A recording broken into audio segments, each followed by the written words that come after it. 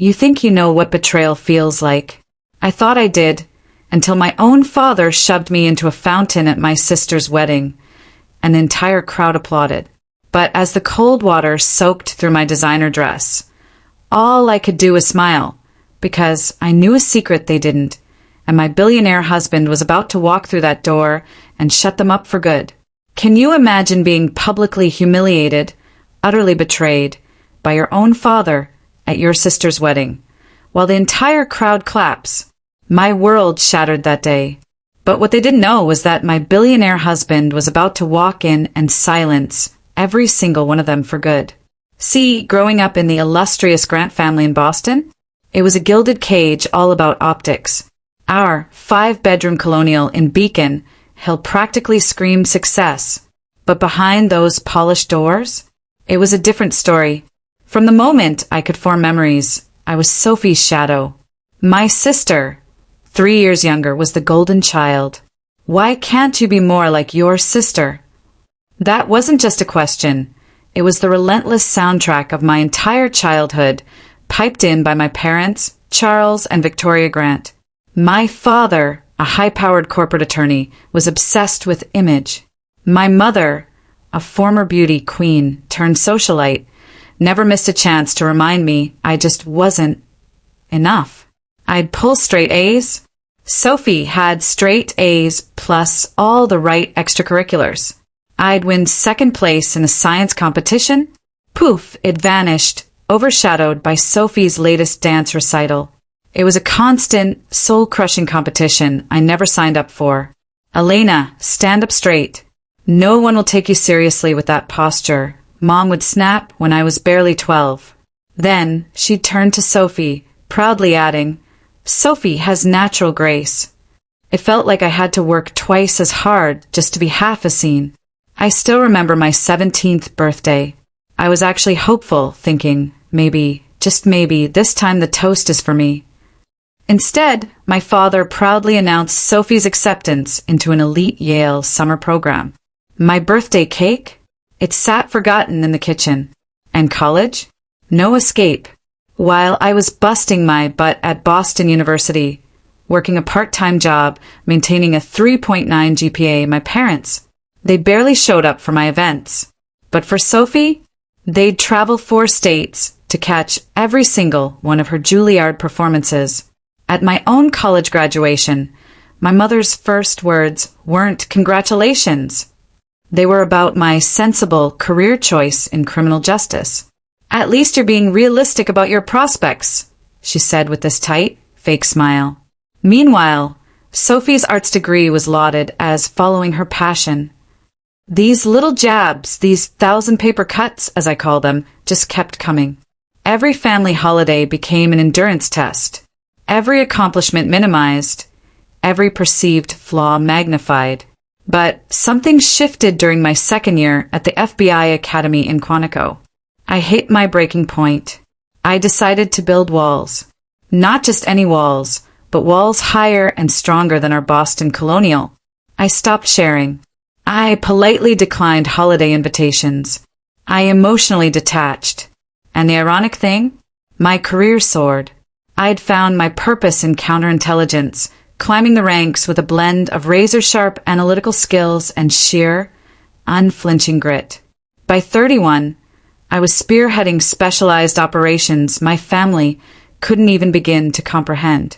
It was during one of those complex international cases that I met Ethan Hayes. Not in some high-stakes field operation, as you might expect, but at a cybersecurity conference representing the Bureau. Ethan wasn't just a tech entrepreneur. He'd bootstrapped Hayes Technologies from a dorm room into a multi-billion-dollar global security powerhouse. His systems guarded governments, corporations, even entire nations. Our connection, instant, electric, unexpected. For the first time, here was someone who truly saw me, unburdened by the distorted lens of my family's past. Our courtship was a whirlwind, squeezed between my classified missions and his global empire. I've never met anyone like you, Ethan whispered to me on our third date, walking along the Esplanade at midnight. You're extraordinary, Elena. I hope you know that. Those simple, sincere words were more genuine validation than I'd received in decades of family life. 20 months later, we married in a private ceremony. Just 2 witnesses, my closest colleague, Lucas, and Ethan's sister, Hannah. Keeping our marriage a secret wasn't just about security, though that was a very real concern for both our careers. It was my choice, my sacred choice to keep this precious, perfect part of my life utterly untainted by my family's insidious toxicity. For 4 years, we built our life, cultivating separate public identities. Ethan traveled constantly, and my FBI career accelerated, culminating in my appointment as the youngest ever deputy director of counterintelligence operations, which, inevitably, brings me to my sister's wedding. The invitation arrived 6 months prior in Boston gold, dripping with an almost arrogant presumption. Sophie was marrying Sebastian Wildfor, heir to an old Boston banking fortune. It was exactly the kind of ostentatious, over-the-top spectacle my parents lived for. Ethan was scheduled to be in Tokyo, closing a massive security contract. "I can reschedule," he offered, seeing the flicker of dread in my eyes. But no, I insisted. "This is too important for Hayes Tech. I'll be fine for one afternoon." He promised, "I'll try to make it back for the reception, even if it's just for the very end." So there I was, driving alone to the opulent Fairmont Copley Plaza, my stomach doing uncomfortable flips with every mile. I hadn't seen most of my family in nearly 3 years. My sleek black Audi, one of the few personal luxuries I truly indulged in, pulled up to the valet. I took one last glance in the rearview mirror. My sophisticated emerald green dress, understated diamonds, a gift from Ethan, my hair in a classic updo. I looked the part, successful, confident, utterly untouchable. If only I felt that way inside. The Fairmont's grand ballroom had been transformed into a literal floral wonderland. White orchids and roses cascaded from crystal chandeliers. Every inch screamed the kind of excessive display my parents adored. I handed my invitation to the usher. He checked his list, a slight frown creasing his brow. "Miss Grant, you're at table 19. Not the family table, of course. I just nodded, a familiar, cold wave of understanding washing over me. My cousin Charlotte spotted me first. Her eyes widened, then quickly settled into that practiced saccharine smile. "Elena, what a surprise. We weren't even sure you'd make it." Her gaze drifted pointedly to my empty side. "And you came alone?" "I did," I replied, offering nothing more. "How brave," she cooed, oozing manufactured sympathy. "After what happened with that professor you were dating, what was his name?" "Mom said it was just devastating when he left you for his teaching assistant. A complete, utter fabrication. I had never dated a professor. But this was the Grant family specialty, crafting narratives that perpetually cast me as the failure. "Your memory must be confusing me with someone else," I said, keeping my voice steady, almost detached. More relatives descended, each encounter a carbon copy. Aunt Clara critiqued my practical haircut. Sensible for a woman in your position to give up on more stylish options. Uncle Martin boomed, asking if I was still pushing papers for the government, and if I'd considered a career change since those jobs never pay enough to attract a decent husband. Then came Tiffany, Sophie's maid of honor, with air kisses that deliberately missed my cheeks. "Elena, God, it's been ages. Love the dress. Is it from that discount retailer you were always so good at finding deals at?" She didn't wait for an answer. "Sophie was just saying she wasn't sure you'd come. You know, since you missed the bridal shower and the bachelorette and the rehearsal dinner." Each event, of course, had clashed with critical, classified operations I couldn't possibly disclose. I'd sent generous gifts, heartfelt notes. "Work commitments," I stated simply. "Oh, your mysterious government job." She even made air quotes around mysterious. Bradford's cousin works for the State Department. He says those administrative roles can be so demanding. I just smiled. Let them believe I was some glorified clerical worker. The actual truth would have silenced them, but that revelation wasn't mine to share. Not yet. My mother then materialized, resplendent in a pale blue designer gown that probably cost more than a month of my admittedly substantial salary. Elena, you made it. Her tone implied I'd just completed an arduous Everest climb, not a simple drive across Boston. Your sister was concerned you wouldn't come again. I wouldn't miss Sophie's wedding, I replied. Her eyes performed a rapid, clinical inventory of my appearance, searching for flaws. Finding none obvious, she declared, "That color washes you out. You really should have consulted me before purchasing something so bold." Before I could respond, a commotion signaled the bridal party's grand entrance. Sophie, now officially Mrs. Wilde, floated in on her banker husband's arm, undeniably stunning in a custom gown with a cathedral train. My father beamed, looking at Sophie as if she were the sun, moon, and stars combined. I couldn't recall him ever looking at me that way. The maitre d' guided me to table 19. So far from the main family table, I practically needed binoculars. I was seated with distant cousins, my mother's former college roommate, and several elderly relatives who genuinely couldn't place me. "Are you one of the Wilde girls?" A hard of hearing, great-aunt squinted. "No, I'm Charles and Victoria's daughter," I explained. "Sophie's sister." "Oh!" Her face registered genuine surprise. I didn't know there was another daughter. That stung, more than it should have, even after all these years. Dinner was a blur of elaborate courses and free-flowing champagne. From my remote outpost, I watched my family holding court, laughing and celebrating, utterly oblivious to my existence. The traditional family photos? They'd been taken earlier without me. I'd arrived precisely on time, only to be told the photographer had moved the schedule up. During the maid of honor speech, Tiffany spoke tearfully of growing up with Sophie, the sister I never had, pointedly erasing my very existence.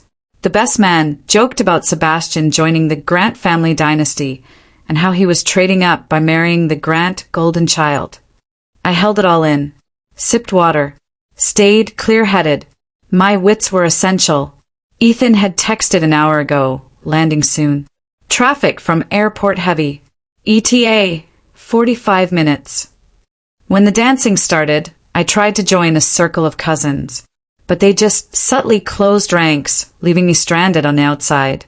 So I retreated to a quiet corner, desperately checking my watch. He'll be here soon, I told myself. Just a little longer. My mother, champagne flute in hand, swooped in.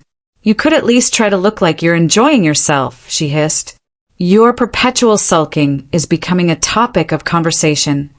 "I'm not sulking, Mother," I replied, trying to keep my voice even. "I'm simply observing." "Well, observe with a smile. The Wellingtons are important people, and your sister has made an exceptional match. Don't embarrass us." As if I was the embarrassment in this whole charade. "The least you could have done was bring a date," she continued, oblivious. "Everyone is asking why you're here alone." Again, I bit my tongue. Didn't tell her my husband was worth more than the entire Wilde family fortune combined. That revelation I knew was coming. And soon. The reception was in full swing when my father, Charles Grant himself, tapped his crystal glass for attention. The room hushed as he took center stage beside an elaborate ice sculpture. "Today," he boomed, his voice resonating with a lawyer's practice projection, "is the proudest day of my life." A smattering of polite laughter. My beautiful Sophie has made a match that exceeds even a father's highest hopes. He turned to Sebastian. "You're gaining not just a wife, but entrance into a family built on excellence and achievement." He raised his glass higher. "To Sophie, who has never disappointed us. From her first steps to her Juilliard graduation, her charity work, she has been nothing but a source of pride." My chest tightened, not because I expected to be mentioned, I was long past that, but because of the brutal, unspoken comparison. Sophie had never disappointed them. The implicit conclusion? I always had. As he droned on, extolling Sophie's virtues, I quietly slipped away, desperate for air. I headed for the terrace doors. I needed space, a moment to just breathe before Ethan arrived. The evening sun was setting, casting a golden glow over the hotel's courtyard fountain, the water gently rippling. I was almost there, almost to sanctuary, when my father's voice boomed again, right behind me. "Leaving so soon, Elena?" I turned slowly. He stood 10 feet away, microphone still in hand. The entire reception was staring. My mother and Sophie flanked him, identical expressions of chilly disapproval on their perfect faces. "Just getting some air," I managed, my voice steady. "Running away, more like it," he declared, his voice magnified for the entire room. Classic Elena, disappearing when family obligations become inconvenient. A flush of mortification crawled up my neck. "That's not true," I said. "Oh, isn't it?" His voice took on that chilling, cross-examination tone I remembered from childhood. "You've missed half the wedding events. You arrived alone, without even the courtesy of bringing a +1. The room had fallen absolutely silent. "I'm sorry if my attendance alone offended you," I said carefully. "She couldn't even find a date," my father announced to the room. Scattered, nervous laughter followed. 33 years old and not a prospect in sight.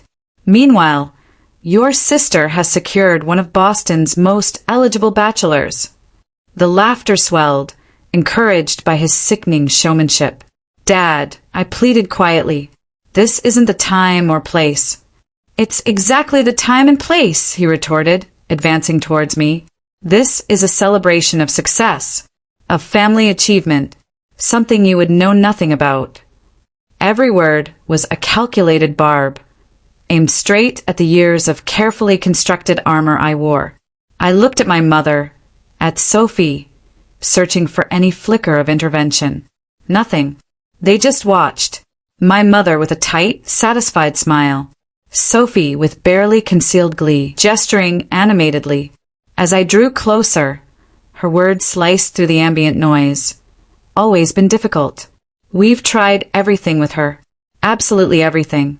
The best schools, the best therapists. Some people simply refuse to thrive. Such a shame," one of her friends agreed.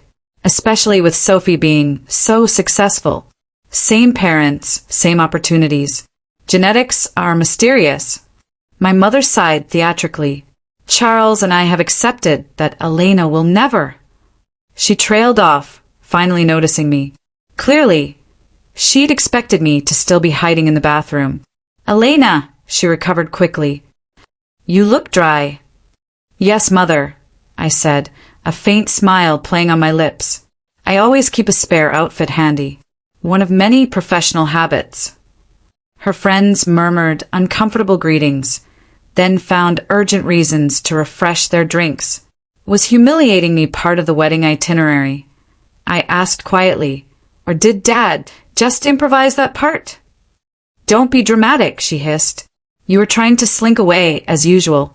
Your father simply lost patience with your antisocial behavior."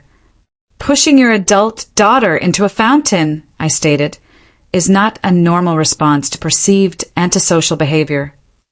Perhaps if you had brought a date, made any effort to participate in your sister's happiness instead of making everything about your mysterious job and your perpetually busy schedule, things would have gone differently." I studied my mother's face, searching for any sign of the protective instinct a mother should have. Nothing. Just pure annoyance that I had dared to disrupt her narrative. "You know what's interesting, Mother?" I set my voice low. "I've never once made anything about me. In fact, I've spent my entire life trying to take up as little space as possible in this family. And it still wasn't enough." A sudden commotion at the entrance. That distinct thud of multiple car doors closing in rapid succession. Then, 2 men in impeccable suits, conducting a subtle, professional security sweep. My mother frowned. "What's happening?" Did the Wilds arrange extra security without consulting us? I checked my watch. Right on time, I murmured to myself.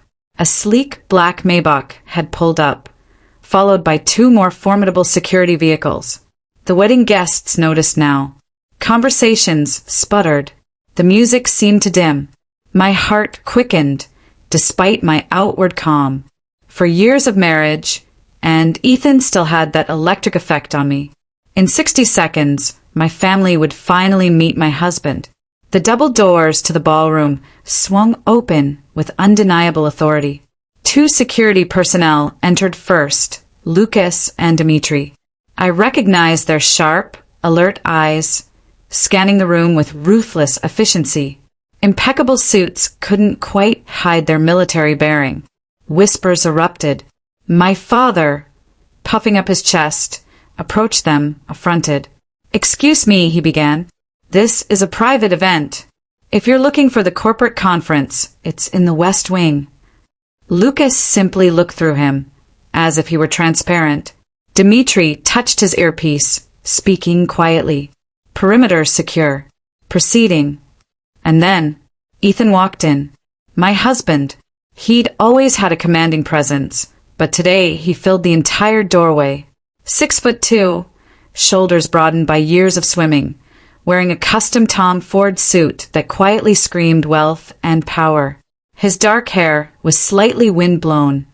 He'd probably come straight from a rooftop helipad. His jawline could cut glass, but it was his eyes that always undid me. Intensely blue, laser-focused. They swept the room in seconds, then landed directly on me. And the moment they did, his serious expression softened, melting into that private smile reserved only for me. He moved through the stunned crowd with the innate confidence of a man who never, ever questioned his right to be anywhere. People instinctively stepped aside, creating a direct path to where I stood. I was vaguely aware of my mother beside me, her body stiffening as she realized this formidable man was heading straight for us. Behind him, more security personnel had entered, strategically positioning themselves around the perimeter. "Elena!" Ethan said when he reached me, his voice a warm, resonant bass that somehow carried through the now hushed room. He took my hands in his thumb brushing over my knuckles, our private gesture of connection. "Sorry I'm late." "You're right on time," I replied, feeling truly, deeply steady for the first time all day. He leaned down and kissed me. Not a showy display, just a genuine, intimate greeting between partners. His hand moved protectively to the small of my back as he turned to face my mother. "Mrs. Grant," he said with a politeness so perfect it somehow conveyed zero warmth. "I'm Ethan Hayes, Elena's husband." My mother's face went through a truly spectacular series of contortions. Confusion, disbelief, rapid-fire calculation, and finally, a strained, desperate attempt at delight. "Husband," she repeated, her voice unnaturally high. But Elena never mentioned. 3 years next month, Ethan supplied smoothly. "We keep our private life private for security reasons." My father, pushing his way through the frozen onlookers, arrived at my mother's side. His face was flushed with anger, embarrassment, possibly both. "What's the meaning of this?" he demanded, looking from me to Ethan. "Some kind of prank? Hiring security and an actor to create a scene at your sister's wedding is a new low, Elena." Ethan's expression hardened, almost imperceptibly. Only someone who knew him as intimately as I did would catch the dangerous glint in his blue eyes. "Mr. Grant," he said, his tone deceptively mild. "I'm Ethan Hayes, CEO of Hayes Technologies. Your daughter and I have been married for nearly 4 years." My father's mouth opened and closed without a sound. Hayes Technologies. It was a household name, a global security firm worth billions. Even my technologically averse father would recognize it. "That's not possible," he finally managed, his voice raspy. "We would have known." "Would you?" Ethan asked, a genuine, almost chilling curiosity in his voice. When have you ever shown interest in Elena's actual life? From what I've observed today, and what she shared over the years, your interest extends only to criticizing her choices, not understanding them. My sister, Sophie, now appeared, her white gown making her seem like an apparition floating through the stunned guests. Sebastian trailed her, his expression a fascinating blend of confusion and awe. What's happening? Sophie demanded. Who are these people? Apparently, my mother said faintly, your sister has a husband. That's ridiculous. Sophie scoffed, her voice shrill. She's making it up for attention on my wedding day. Ethan's arm tightened around my waist, not possessively, but with powerful, unwavering support. Mrs. Wilde, he said, his impeccable manners making Sophie's rudeness stand out in stark relief. Congratulations on your marriage. I apologize for missing the ceremony. International business obligations kept me in Tokyo until a few hours ago. She flushed, looking uncertainly between Ethan, the intimidating security team, and the now rapt wedding guests. Is this some kind of joke? My father found his voice again. You expect us to believe that Elena secretly married a billionaire tech CEO? Suddenly, one of Bradford's friends, Google apparently blazing on his phone, blurted out, Holy, that's really Ethan Hayes! Forbes cover last month. Net worth estimated at $12 billion. A collective, audible gasp rippled through the room. My mother swayed, reaching for the back of a chair to steady herself. I don't understand, she whispered, and for the first time, her question seemed genuine, stripped of its usual accusation. Why wouldn't you tell us? For a fleeting second, I almost felt sorry for her. When have you ever wanted to hear about my successes, Mother? I asked gently. When have you ever celebrated anything about me? She had no answer. As for me, Ethan continued, his voice calm, cutting through the silence, I've been looking forward to meeting the family Elena has described so vividly. Though I admit, after witnessing your behavior today, I find myself rather... He paused, selecting his words with surgical precision. Disappointed. My father's face darkened. Now listen here, young man. No, Mr. Grant, Ethan interrupted, his voice suddenly hard as steel. You listen. I watched from the terrace as you publicly humiliated your daughter. I saw you push her into that fountain. I heard the things you said to her. The blood drained from my father's face. Under normal circumstances, Ethan continued, such an assault would have immediate consequences. My security team was prepared to intervene, but Elena signaled them to stand down. That's the kind of person your daughter is. Even after your despicable behavior, she didn't want to create a scene at her sister's wedding. The room was utterly, completely silent. Even the waitstaff stood frozen. Fortunately for you, Ethan finished, his voice a low growl, my wife is a better person than I am, because if anyone ever treated her that way again, my response would not be nearly so measured. The threat, delivered in the most civilized tone imaginable, hung in the air like an approaching storm. At that precise moment, as if choreographed for maximum dramatic effect, the ballroom doors swung open once more. Two individuals in crisp business attire entered, their posture alone immediately screaming their identities to me. Lucas and Sophia, my most trusted team members from the bureau. They approached with purposeful strides, stopping a respectful distance from where Ethan, my family, and I stood. Director Grant, Sophia said formally, using my official title. I apologize for the interruption, but there's a situation requiring your immediate attention. The title hung in the air for a beat. Then the whispers began. Director? Did she say Director Grant? What department? My father's confusion was almost comical. Director of what? Some minor government office. Ethan's smile was razor sharp. Your daughter, Mr. Grant, is the youngest deputy director of counterintelligence operations in FBI history. Her work has saved countless American lives and earned her the highest security clearance possible. More gasps, more whispers. My mother looked as though she might actually faint. Sophie stepped forward, her bridal glow dimming, replaced by dawning horror. "That's impossible," she stammered. Elena is just what?" I asked quietly, my voice cutting through the stunned silence. "Just your disappointing older sister? Just the family scapegoat? Just the perpetual failure?" She had no answer. "The Elena Grant I know," Ethan said, his voice easily filling the silent room, "is brilliant, courageous, and formidable. She commands the respect of hardened field agents and government officials alike. She makes decisions daily that affect national security." And he turned to look directly at my father. "For some inexplicable reason, she still cared enough about your approval to attend this wedding, despite knowing exactly how you would treat her." My father seemed to have aged 10 years in 5 minutes. The confident, bullying attorney had vanished, replaced by a bewildered old man struggling to reconcile his lifelong narrative with this crushing new reality. "Why didn't you tell us?" he asked, his voice smaller than I'd ever heard it. "Would you have believed me?" I replied simply, "Or would you have found a way to diminish this too?"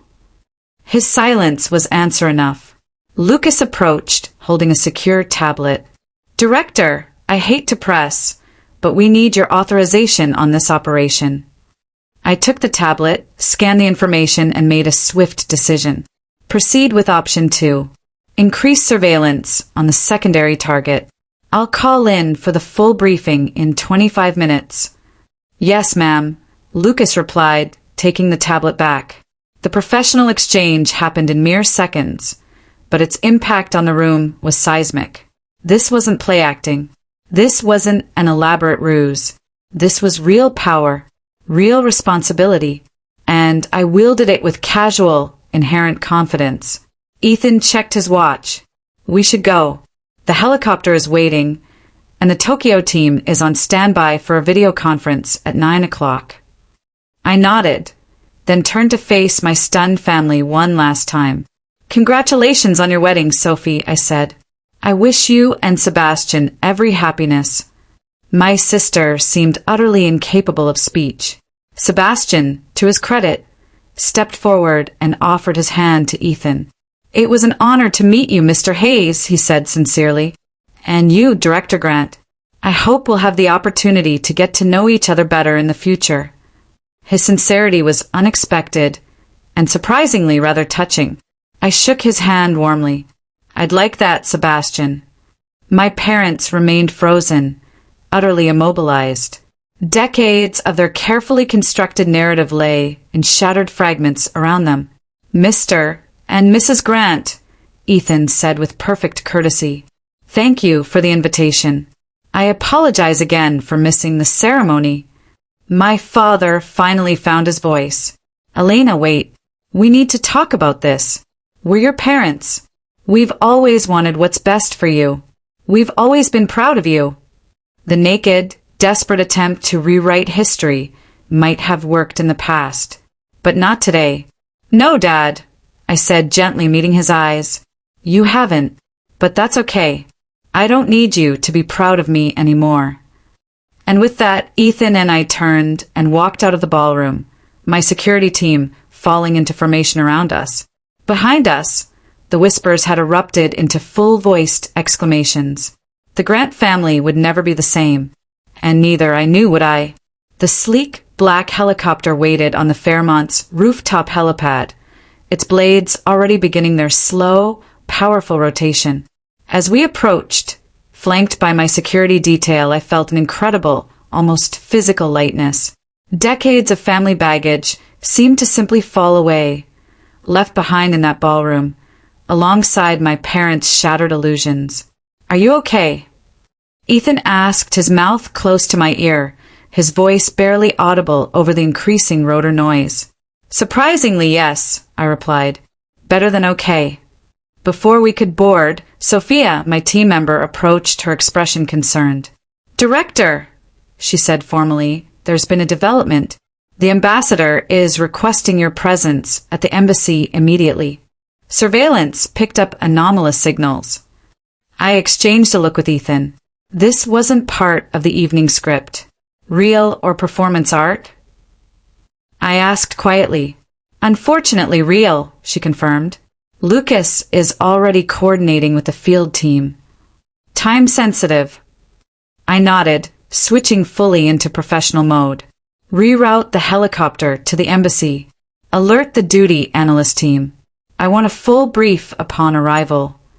Already done, Sophia confirmed. Ethan touched my arm. Go. I'll meet you there.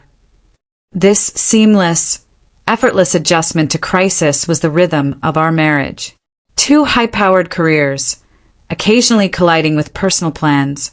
But the difference was we supported each other, rather than resented these responsibilities. As we turned back towards the roof access door, planning to descend and exit through the hotel's private security entrance, our path was blocked. My mother stood there, slightly breathless, having apparently rushed up several flights of stairs.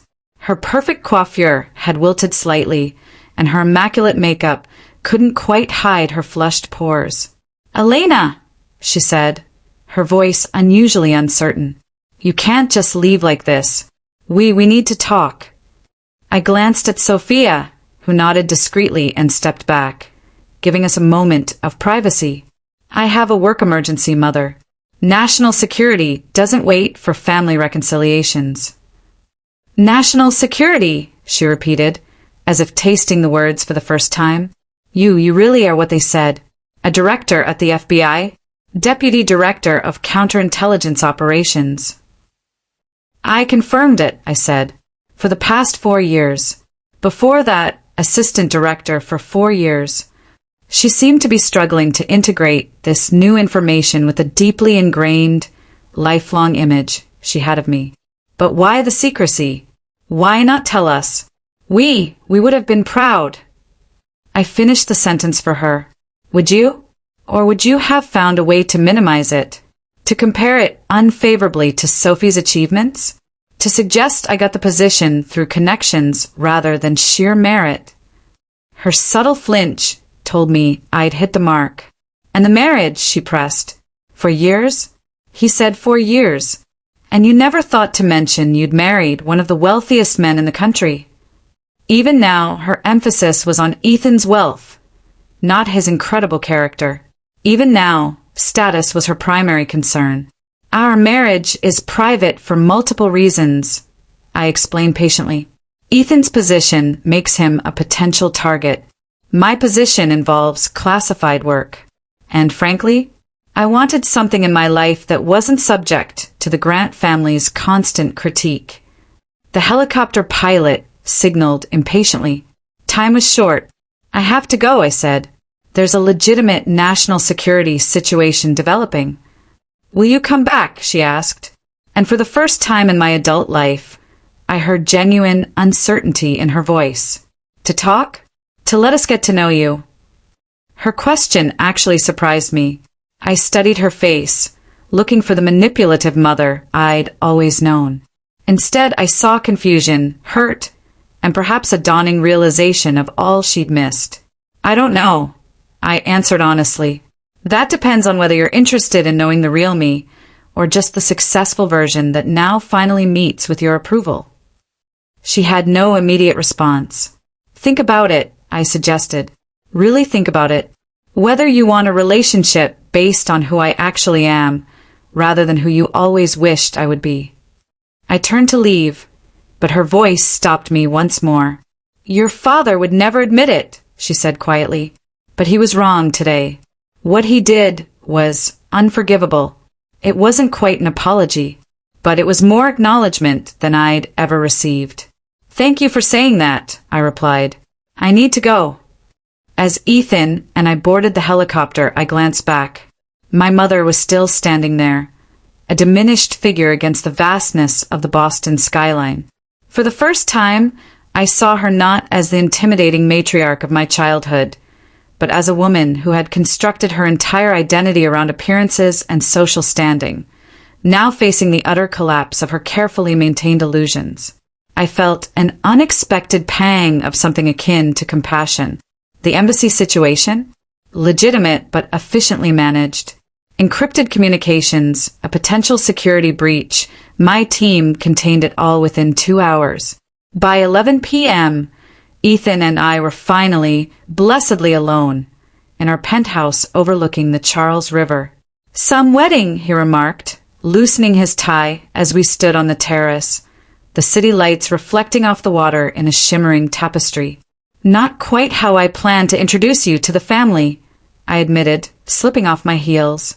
"I thought it went rather well, actually," he said with a slight smile. "The look on your father's face when Lucas called you director? Priceless." I laughed despite myself. That was rather satisfying. "Your mother followed you to the roof," he noted. "That seems significant." "I'm not sure what it means yet," I said. "Honestly, 33 years of ingrained patterns don't just vanish in an afternoon." "No," he agreed gently, "but revelations can sometimes create openings for change." He pulled me into his arms. "Whatever you decide about your family, I'm with you. If you want to explore reconciliation, I'll support that. If you want to maintain distance, I'll support that too." This was what real love felt like. Not the conditional approval I'd chased for decades, but unconditional support, regardless of my choices. "Did you see Bradford's face when he realized who you were?" I asked, changing the subject slightly. "I think he was mentally calculating how to get you to invest in his hedge fund." Ethan chuckled. He seemed like the only decent one in the bunch. "Recognized your title immediately and showed appropriate respect." "I noticed that too," I admitted. "Maybe Sophie made a better choice than I gave her credit for." My phone buzzed. An incoming text. I expected it to be work-related, but instead it was Emma's name. "OMG, the family is in complete meltdown after you left. Your dad keeps saying there must be a mistake. Your mom is weirdly quiet. Sophie has locked herself in the bridal suite. Also, I googled your husband and holy crap. Also, I'm sorry they treated you like garbage all these years. Drink sometime. Signed, your new favorite cousin." I showed the message to Ethan, who raised an eyebrow. "New favorite cousin, huh?" "She was kind to me after the fountain incident before you arrived," I explained. "Offered me a spare dress. Helped me avoid the crowd. Small kindness, but it truly stood out." "Sometimes lies come from the most unexpected places," he observed. Over the next hour, my phone lit up with messages from family members who had never bothered to call before. Distant relatives suddenly remembered my birthday. Second cousins inquired about lunch. My father sent a stiffly formal text. "We should discuss recent developments at your earliest convenience." I silenced the phone and set it aside. Those responses could wait. "They're not reaching out to me," I told Ethan as we got ready for bed. "They're reaching out to Director Grant, wife of billionaire Ethan Hayes, not to the person I actually am." "Does that surprise you?" he asked gently. "No," I admitted, "but it does clarify things."